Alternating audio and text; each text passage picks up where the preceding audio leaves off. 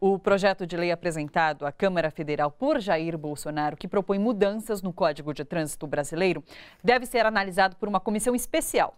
As regras sugeridas estão sendo duramente criticadas por especialistas que afirmam as novas medidas contribuem para aumentar ainda mais a insegurança no trânsito do Brasil, que é atualmente o terceiro país no mundo com mais mortes no trânsito. O Adroaldo chegou, seja muito bem-vindo, Adroaldo. Muito obrigado. O Horácio já estava aqui com a gente. Eu quero que vocês expliquem para a gente, para os nossos telespectadores, o que tem de mais impactante e quais os prejuízos que essas mudanças trazem para o Brasil e para a nossa sociedade. Vou começar com o Horácio? Obrigado. Bom, eu acho que, em primeiro lugar, eu não vou começar por números. Eu adoro números, estatísticas e pesquisas que eu faço, de terceiros, né? Mas eu vou começar um pouco diferente. Eu diria o seguinte: no que eu acredito, né, na vida aqui no planeta, a gente está aqui para evoluir. Né? Então, nós estamos no estágio hoje, no nosso país, eu visitei o Canadá, fiz pesquisas de trânsito no Canadá, a passeio, mas também fui trabalhar lá, e observei o seguinte: eles não são perfeitos, mas eles cometem muito menos infrações que nós, porque eles sabem que o efeito da observação, que a gente chama aqui de fiscalização, ele é real e existe em qualquer lugar que você possa imaginar, seja com veículos da polícia identificados ou veículos à paisana. Então, quando eu vi essas medidas que o Bolsonaro já tinha prometido, algumas em campanha, outras ele lançou depois, enfim, né? E agora está submetendo a Câmara e o Senado, eu fiquei pensando o seguinte: mas o que a população quer? Aí eu fiquei triste, porque eu percebi o seguinte: a população quer isso.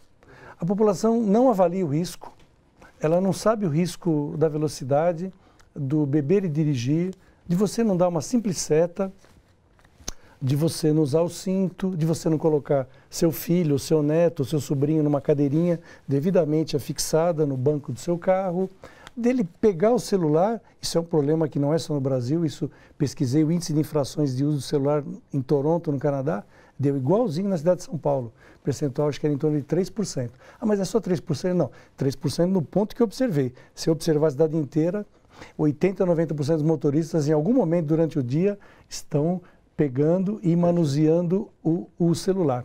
Né? Então, nesse índice eles estão iguaizinhos a nós. Isso é bom? É tétrico. Os Estados Unidos, durante 50 anos, desde os anos 60, aplicaram mudanças na legislação, na fiscalização, na segurança ativa dos veículos e outras medidas, e conseguiram reduzir durante 50 anos, Thalita, Sim, o número de mortes. Vinha caindo até 2 anos e meio atrás. E a frota não parava de crescer. A frota dos Estados Unidos hoje é 3 vezes e meia a nossa, Puxa. que tem 300 e tantos milhões de veículos. E o que aconteceu? Eles foram pesquisar nos Estados Unidos celular. Então, a curva absoluta de mortes, não é índice, não, a curva absoluta, eles já chegaram a matar 70 mil pessoas por ano. E hoje devem estar em 35, 34 mil. Menos do que o Brasil, e eles têm 3 vezes e meia mais frota do que nós. Então, acho que depois você vai perguntar cada alteração, mas acho que eu colocaria esse pano de fundo. E a hipocrisia total. Nas pesquisas, antes de passar a palavra para o amigo aqui, o Adroaldo, as pesquisas que eu já realizei, eu já provei que para cada multa que o motorista leva por ano, em média, numa cidade grande como São Paulo, o motorista comete 10 mil infrações por ano. 40 por dia útil, 40 vezes 250 dias do ano, isso dá 10 mil. Ah, mas o número é maluco? Sim, é maluco, e a gente, se for para a rua observar, em qualquer cruzamento, a gente vai identificar isso aí. É interessante você falar sobre esse parecer da população, porque eu fui fazer algumas pesquisas nos portais de notícias, né, sobre as alterações no Código de Trânsito, e fui ler os comentários. E daí muitos dos comentários eram nesse sentido de acaba com essa burocracia, acaba com essa indústria de multa, só que ignorando o que os especialistas têm comentado em relação a tudo isso. Eu vi que você estava concordando, inclusive, com o Horácio. Adroaldo, qual a sua opinião sobre as mudanças? Perfeito. A colocação do Horácio, nós do Observatório Nacional recebemos essa notícia um pouco perplexo, né? Nós estamos na contramão da direção de tudo que é feito. Apesar de nós sabemos que lá no governo existem pessoas capacitadas, né, dentro do Denatran, que são envolvidas, que já fizeram outros projetos com redução de acidentes, mas nós estamos na contramão de direção. Sim. É o que o Horácio acabou de falar, né? Nós estamos num país onde se mais mata pessoas. E nós estamos dando a liberdade, né, a autorização de que esses números aumentem a cada dia. Então, você ter uma criança no seu banco de trás sem uma cadeirinha, um total risco em aumentar isso.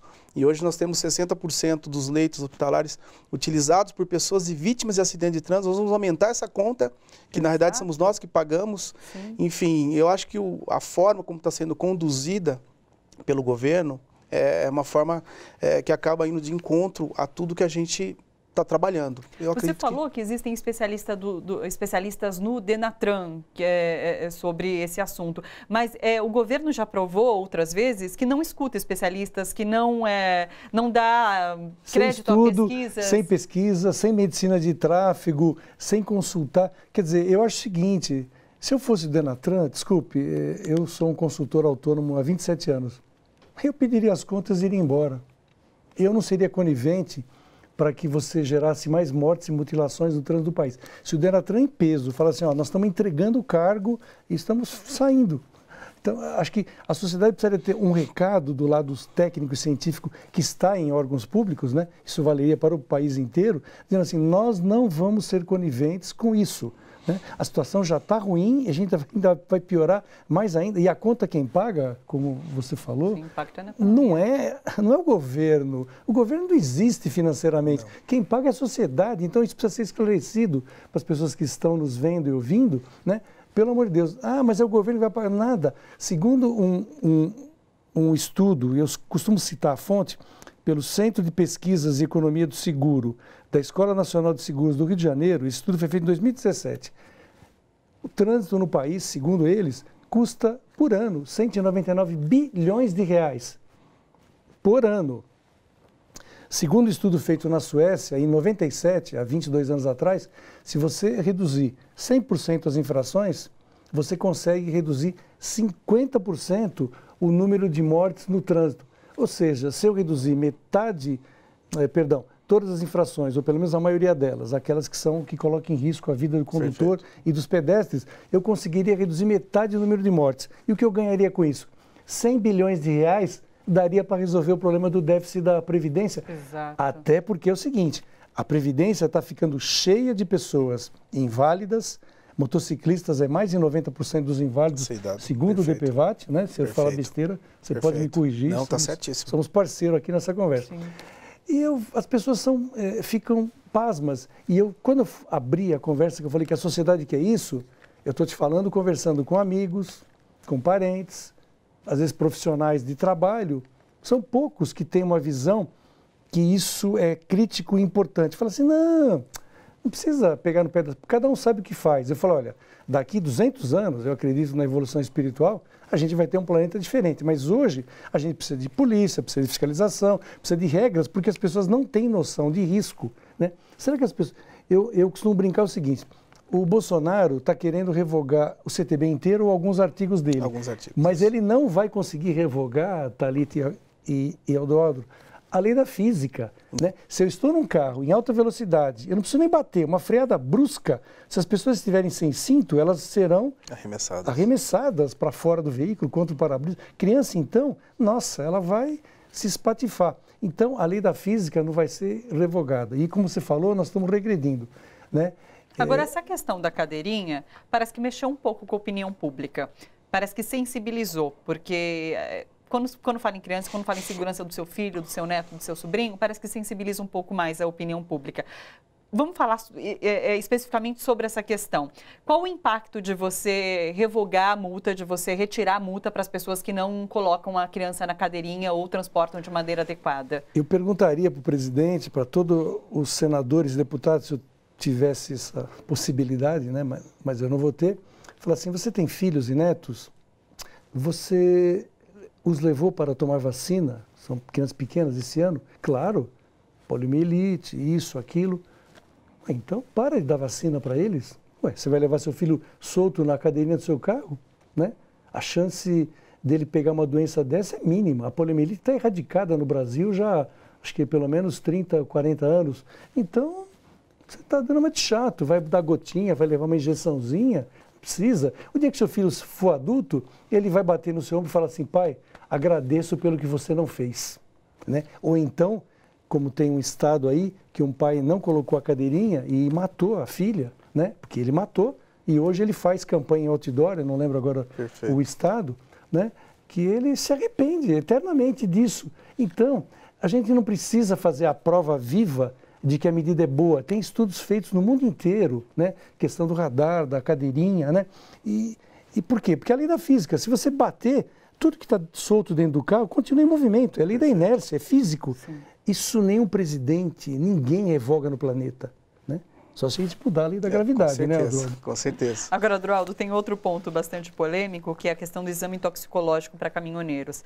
Inclusive, eu peguei alguns dados aqui. O governo justifica que esses exames são caros e, em alguns casos, apresentam dúvidas sobre a exatidão. E as pesquisas dizem que estudos de 2015 constataram que 34% dos caminhoneiros usam drogas, sendo a cocaína mais usada, 73%. Qual a relação disso? Isso é um retrocesso, né, na realidade.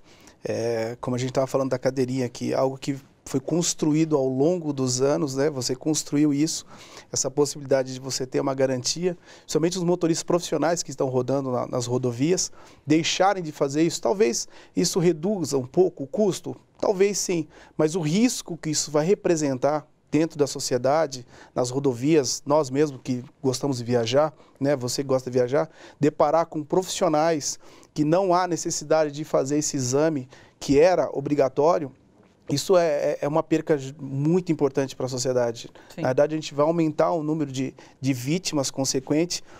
Os motoristas que necessitam fazer esse tipo de exame, que não precisam mais, vão se desgastar nas rodovias, porque eles dependem financeiramente de trabalhar. E isso vai trazer um risco muito grande para a sociedade. Sim, porque a gente fala sobre o poder de um carro, mas o poder de um caminhão, eu tenho uma opinião um pouquinho diferente, e a opinião não é minha, são de médicos da Abramet, né? Tive uma aula com eles num evento e eles me explicaram que esse teste deveria sim ocorrer, mas na pista, lá na rodovia, na via urbana, seja de álcool ou de droga, como tem nos Estados Unidos e outros países. Hoje acontece onde? Não, esse teste é feito com o cabelo, então se você consumiu droga há 2 meses e vai fazer o teste hoje, né? Pode ser que acuse e você já não está mais consumindo. Então, o questionamento médico foi esse. Eu não sou médico, então posso estar falando alguma impropriedade, mas eu tive uma aula com os maiores especialistas do Brasil nessa área de toxicologia.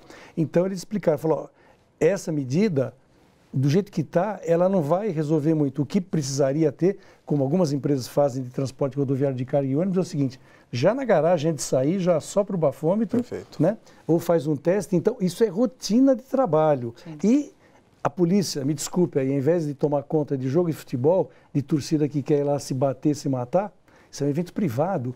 Eu, como cidadão, sou contra colocar 300, 400, 500 policiais no estádio de futebol e lá fora, na rua, você ter problema de segurança pública e de segurança no trânsito. Então, esses policiais, para mim, deveriam estar a serviço da coletividade e não de eventos privados.